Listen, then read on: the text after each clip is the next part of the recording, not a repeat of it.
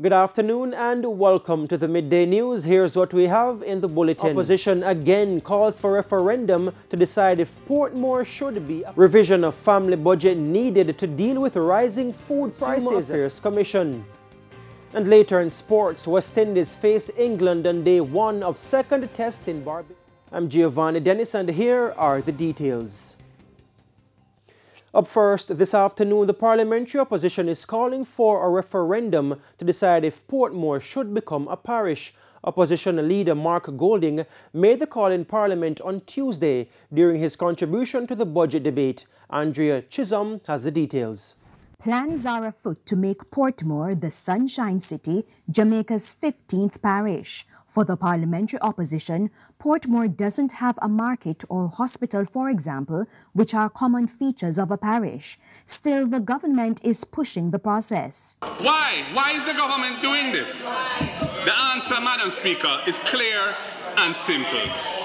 It would suit their short-term political ends. That's why.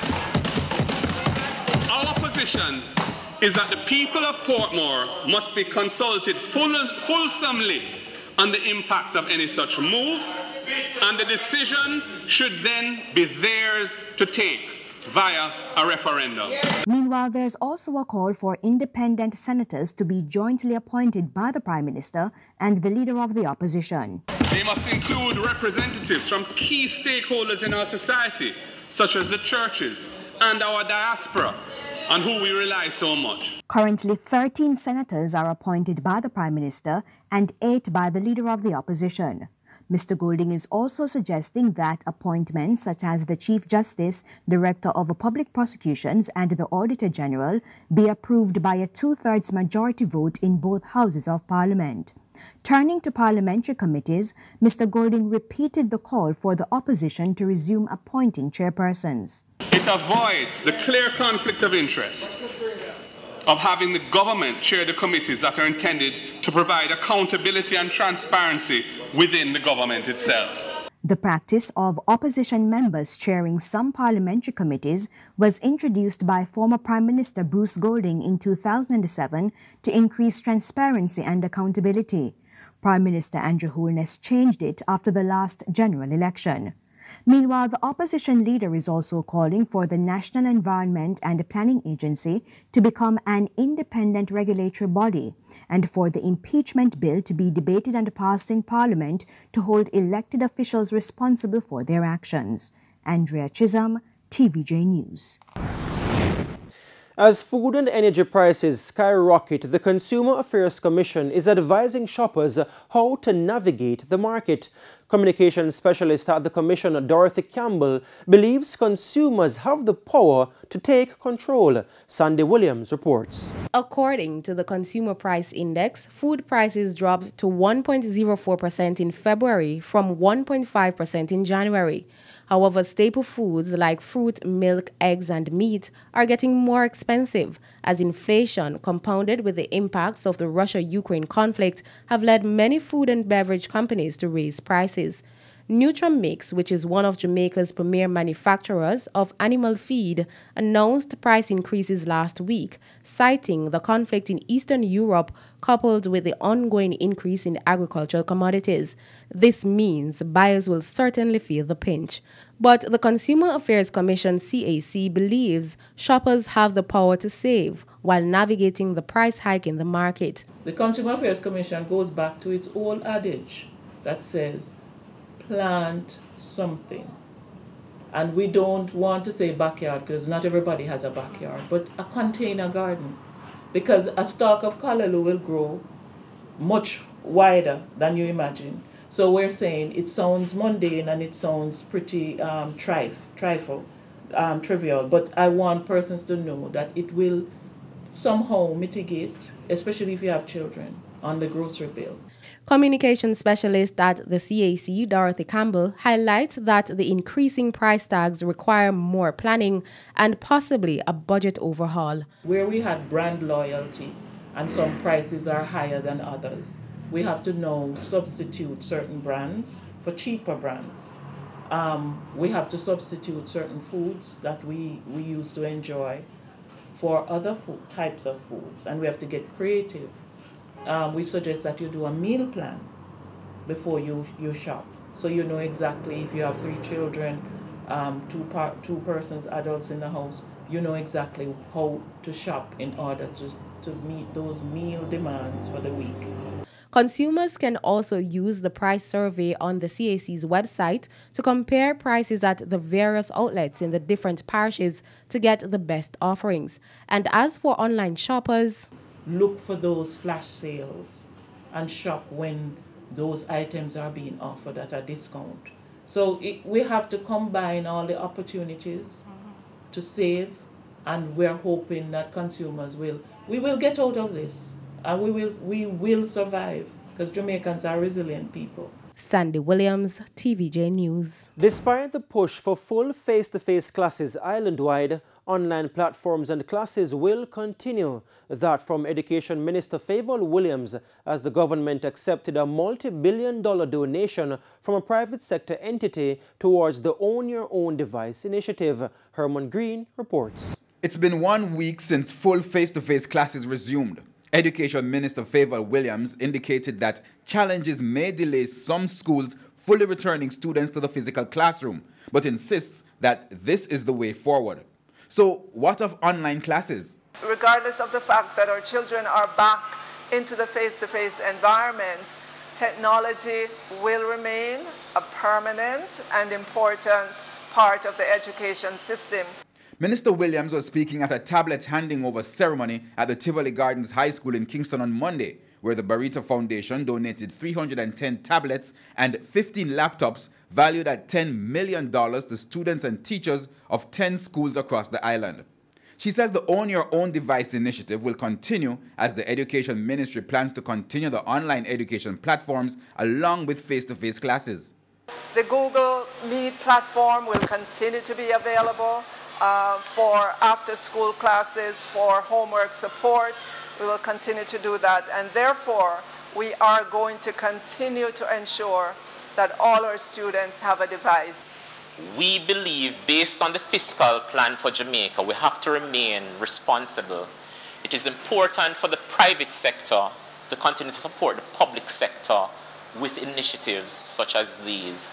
During the pandemic, a shortage of devices or no internet service contributed to scores of students missing school and falling behind their grade level.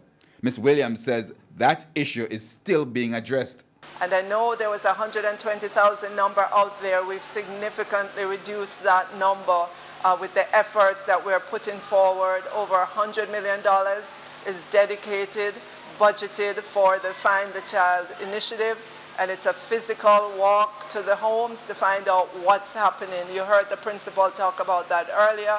The school is also doing it, and they are finding and engaging the students. Among the schools to benefit from the donation, Tivoli Gardens High School, Alfonso Davis High, Campbell's Castle Primary, Green Pond Primary, Lawrence Tavern Primary, and the Seaforth Primary Schools. Herman Green, TVJ News.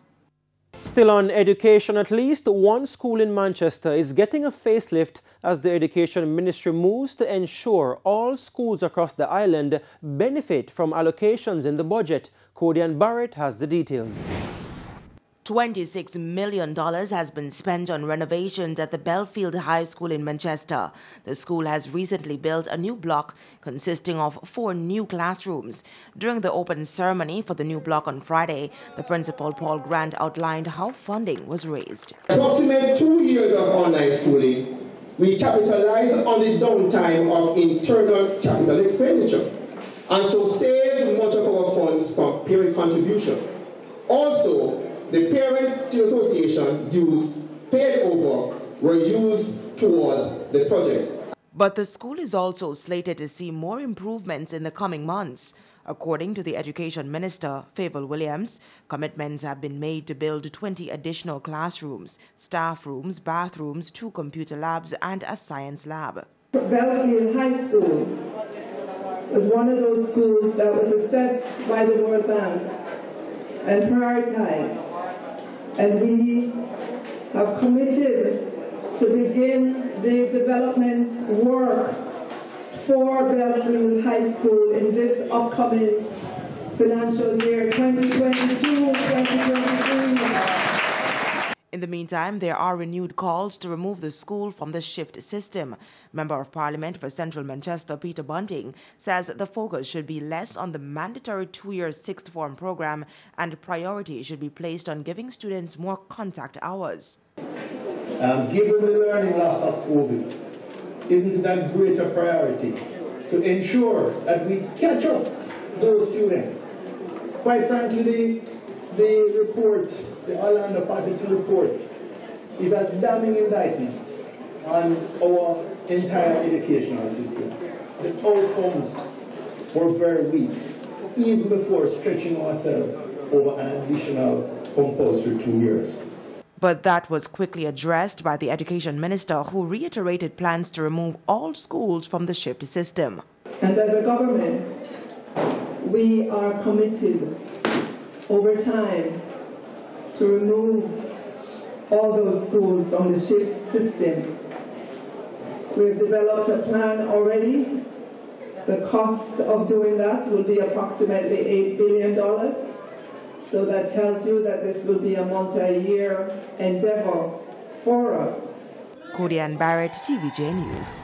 And just to note that Peter Bunting is a PNP senator and a former member of Parliament for the constituency. And it's now time for a break here on the Midday News, but please stay with us. We'll have much more when we return.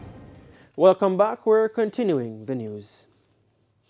2 persons were shot, one fatally by gunmen in West Kingston last evening. A 64-year-old woman was injured in the incident and is in hospital.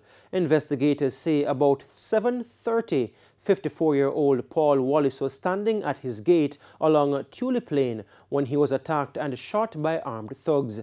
It was then discovered that the 64-year-old woman who was walking along the road was also struck by bullets. No motive has been established for the attack. And it's now time for the Business Minute. In the world of business, Wigton Wind Farm Limited is entering the electric vehicle market via acquisition of a stake in an entity called Flash Holdings Limited, which is registered in St. Lucia. Wigton's 21% stake in Flash will give it an equivalent share in its subsidiary Flash Motors Company Limited. The cost of the transaction was not disclosed, nor were the other shareholders in Flash Holdings.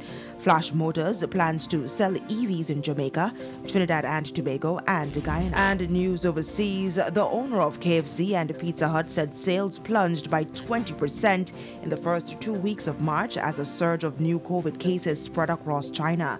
Following regional lockdowns to stem the outbreak, over 1,000 of its stores are temporarily closed or offering takeout, and sales are still trending down. China's lockdowns are among its biggest since the beginning of the pandemic. That's it for the Business Minute. I'm Cody-Ann Barrett. And here's a preview of what's coming up in this evening's Health Report. In this evening's Health Report, we'll look at tonsillitis. Not exchanging saliva, certainly in the form of a kiss. It's staying away from that during the illness. And certainly for persons who are prone to recurrent tonsillitis, as we said, one way to prevent it is actually to have a tonsillectomy done. Because what that does, if you don't have your tonsils, you can't have tonsillitis. And we do know that there's a lot of man hours in terms of working hours and school hours that have been lost to tonsillitis each year. So we do these measures to try and prevent it. That's the Health Report in Primetime News at 7. And now for today's Healthy Living tip. Wash your hands often, especially before touching your nose or mouth. Avoid sharing food, drink, or utensils with someone who is sick, and replace your toothbrush regularly. Time now for the top regional and international stories with Sandy Williams. In the region, a new report examining the impact of artificial intelligence AI systems on women's work opportunities globally, including Latin America and the Caribbean, has found that machines can have a gendered effect on labor, care, and domestic employment. The report by the Inter-American Development Bank, the Organization for Economic Cooperation and Development, and UNESCO also found that AI can promote stereotypes about women that impact opportunities to reskill and upskill, as well as pathways to STEM-related careers. The report is warning governments, the private sector, and other actors to make efforts to ensure women are not left behind in the digital economy and analyzes measures to make it possible. On the international scene, Ukrainian President Volodymyr Zelensky addressed Congress on Wednesday morning, speaking first in Ukrainian with a translator before switching to English. Zelensky is pleading with world leaders for more supplies, more weapons, more action as his country continues to fight Russian invaders. The Ukrainian president is also calling for a no-fly zone over Ukraine, something Biden, Congress, and other world leaders are reluctant to grant. They fear such a move would pull other nations into the war with Russia. And those were the top regional and international stories. I'm Sandy Williams. And we now head to a quick break here on the Midday News. When we come back, Simon Preston will have the Midday Sports. Welcome back. It's now time for Midday Sports. I'm Simon Preston. At sports time, England had reached 52 for 1 after 33.3 overs against the West Indies on day one of the second test at the Kensington Oval in Barbados. Zach Crawley was the first wicket to fall as he departed for a duck off the bowling of Jayden Seales. Alex Lees and Joe Root were at the crease on 18 and 34 respectively. No changes have been made to the West Indies 11 from the first test. The first test in Antigua ended in a draw. To track and field we go now, as defending champions Edwin Allen continues to lead the point standings on day 2 of the Central Athletics Championships at GC Foster College. At sports time, Edwin Allen has 214.2 points, followed by Hydel 164.6 and San Diego 148.6. On the boys' side, San Diego leads with 286.5 points, Edwin Allen second with 103, and Clarendon College third with 75. The 200 metres, the sprint hurdles, and the relays are slated for this afternoon. Live coverage of the championships can be seen on TVJ Sports Network.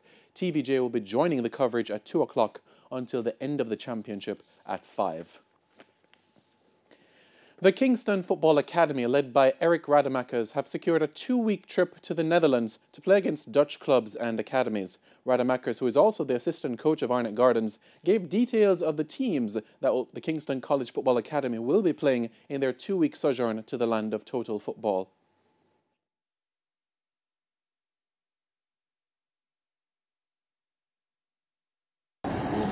Netherlands to play against Eredivisie team Fortuna Sittard and against Rode SC who play in the 2nd division.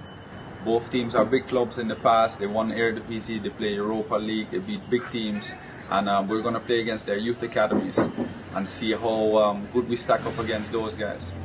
In the past, it has been obvious to Europeans that Jamaicans have speed, they have technical ability, but it's always a challenge to show them that we also have players who are very smart, who have a lot of tactical knowledge, who are able to receive feedback very well and are able to behave in a professional manner. The Academy have secured 80% of the required funding for the trip, and Rademachers feels this experience can only enhance the ability of the players. And that is it for your Midday Sports Report. I'm Simon Preston. Giovanni, it's over to you.